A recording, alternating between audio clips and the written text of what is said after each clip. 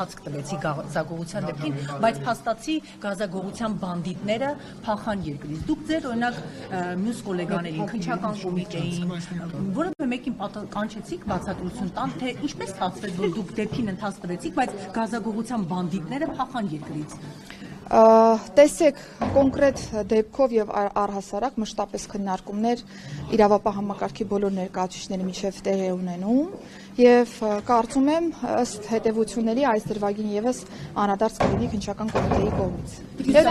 Խոշտանգման դեպքերին կանդրադառնանք ոստիկանության կողմից արցախցի երիտասարդի նկատմամբ նման վերաբերմունքը ինչպես կարող է մեկնաբանել։ Հասկացի տակ է դնում խոշտանգման փաստը։ Ինչու պետք է մարդը ուզենար սուտ մատնություն անել, հա, արցախցի երիտասարդ սոցիալական շատ հարցեր ունի լուծելու, պետք է ոստիկանների նկատմամբ սուտ մատնություն անել։ Ցանկացած հանցագործություն պիտի ենթարկվի օբյեկտիվ քննության, հանցագործության մասին ահազանգ եւ կոնկրետ արձագանք լինի, կհաստատվի կամ կհերկվի տվյալ վարույթի շրջանակներում, դրանից հետո կանադառնանք կոնկրետ գնահատականներին։ Եվ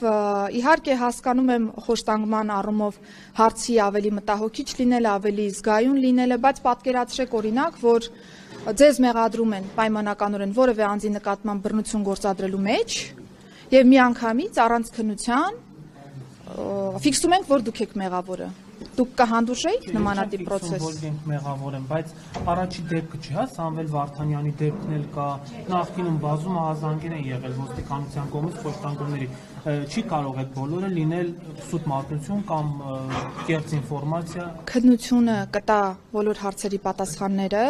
եւ ես չեմ հավակնում մտածելու, որ բոլորը սուտ է կամ բոլորը կեղծ է, որովհետեւ այս պահին նման պնդում անել որևէ մեկը իրավասություն չունի։ Տիկին Սարգսյան, դուք նշում եք, որ փորձաքննությամբ չեն հաստատվել, հա, եթե չեմ սխալվում, նիստում այդպես ասեցիք, բայց փաստաբանն ասում է, որ նախ փորձաքննություն իրականացվել է դեպքից մի քանի օր հետո եւ բացի այդ էլ հիվանդանոցում արդեն իսկ տղայի վրա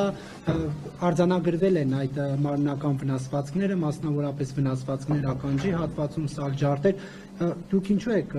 հակված հավատալ 4 օր հետո արված փորձաքննության, այլ ոչ թե դեպքից անմիջապես հետո հիվանդանոցի տված եզրակացություն։ Ես ոչ մի բանի հակված չեմ հավատալու, որովհետև իմ խոսքում էլ նշեցի, որ սրանք հարցեր են, որոնք անաչառ դիտորդի մոտ պիտի առաջանան։ Այս պայմանությամբ այդ հարցերը առնվազն քննարկման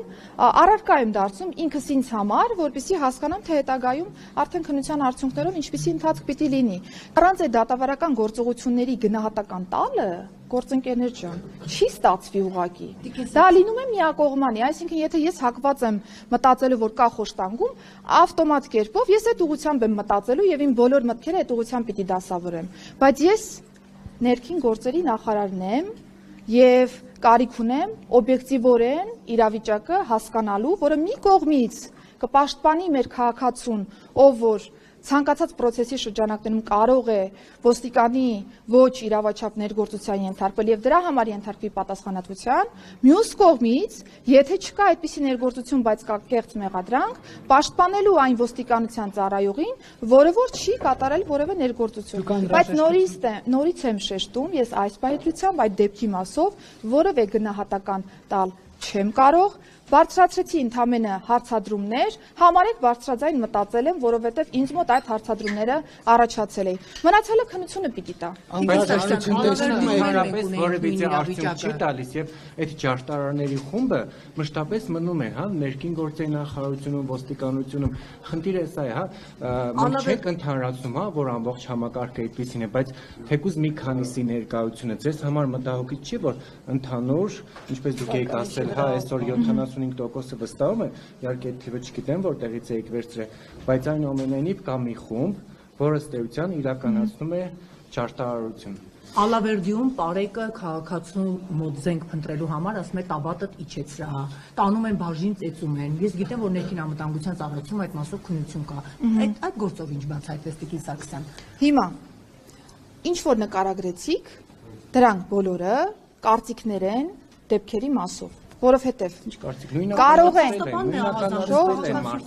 ես կարող եմ ահազանգել, որ ես խոշտանգվել եմ կամ իմ նկատմամբ հարձակում է եղել։ Քննությունը պիտի տա այդ բոլոր հարցերի պատասխանները։ Եթե մենք որակումներ ենք տալիս տարբեր ծառայողների մասով, Դա մեր կարծիքն է։ Թե մենք կանչել եք օրինակ Եթե երկու մենք- ոստիկանին, որոնք նույնականացվել են ձեր աշխատասենյակ, օրինակ ինքներդ ներքին զրույց ունեցել եք, հարցրել եք, դա այդպես է, թե այդպես չի եղել, փաստաբանի նույնականացված տվյալները արդյոք ճիշտ են, թե ճիշտ չեն։ գիտեք Ձեր չէ, որ ինքնին ապօրինի քննություն- բան եք ասում։ Ինչի՞։ Ծառայական քննության իրականացնող կոնկրետ Դուք իրենց ստորաբաժանում կա Սարգսյան։ եւ իմ կողմից Մեկ ամիս ցանկացած նմանատիպ զրույթ ոչ ծառայական քննության շրջանակներում դա ուղղակի ոչ իրավաչափ process-ի մասին է խոսում։